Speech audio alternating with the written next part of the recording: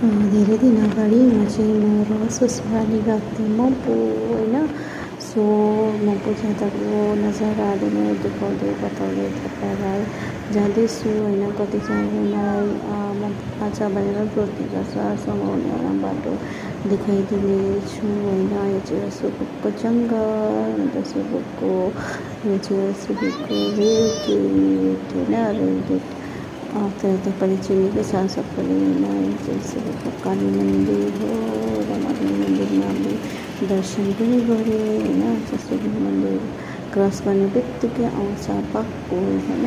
So बाघपुलको सिधा चाहिँ हामी जानुपर्छ अनि बाघपुल क्रस गरेपछि कालीझोडा आउँछ, कालीझोडा पछि आउँछ सुन्तले होइन। र आज चाहिँ मौसम एकदमै मतलब रमाइलो भएको थियो। सिलगढीको तातो घामदेखि टाढो र शीतल वातावरणमा हामी आएको थियौँ होइन। सुन्तले क्रस गर्ने चाहिँ रम्बीको सिधा उतापट्टि गयो भने कालेबुङ। सो हामी चाहिँ रम्बीको उकालो चढ्छौँ होइन।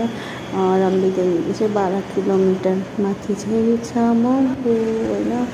सो मम्पूको रम्बीको उकालो एकदमै चिसो थियो, रमाइलो थियो होइन। एकदमै न्यानो भइरहेको आजको लागि यति नै मैले रेकर्डिङ गर्नु भएर नेक्स्ट टाइम म फेरि तपाईँ मजाले मम्पूको रमाइलो वातावरण देखाउनेछु।